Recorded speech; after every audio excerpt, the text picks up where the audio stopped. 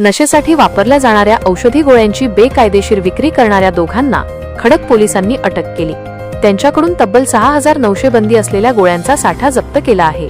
ही कारवाई सोमवारी स्वारगेटमधील जेधे चौकात करण्यात आली। समीर हमीद शेख वय 40 कोंढवा आणि सुनील गजानन शर्मा वय 34 राहणार कोंढवा यांना अटक झाली असून समीरवर अगोदरच फसवणुकीचा गुन्हा दाखल आहे। पोलीस शिपाई आशिष चव्हाण यांना गोळ्या विक्रीसाठी 2 व्यक्ती दुचाकीवरून येणार असल्याची माहिती मिळाल्याने पोलीस निरीक्षक मनोज कुमार लोंढे यांच्या मार्गदर्शनाखाली सापळा रचून दुचाकी अडवली। तपासात डिक्कीत गोळ्याची पाकिटे आढळली।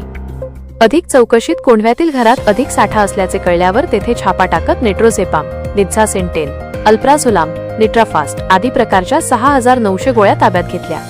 अटकेतील दोघेही डॉक्टरांचे प्रिस्क्रिप्शन किंवा परवानगीशिवाय गोळ्यांची विक्री करत होते। या गोळ्या मुख्यतः कोंढवा, काशेवाडी, हडपसर, कॅम्प आणि येरवडा परिसरात नशेच्या वापरासाठी विकल्या जात होत्या। खडक पोलिसांनी आरोपींवर NDPS कायद्यान्वये गुन्हा दाखल केला आहे। दोन्ही आरोपींना न्यायालयाने 2 डिसेंबरपर्यंत पोलीस कोठडी सुनावली आहे। पुढील तपास सहाय्यक पोलीस निरीक्षक अर्जुन कुदळे यांच्या नेतृत्वाखाली सुरू आहे। जप्त गोळ्यांचा वापर नशेसाठी केला जात होता।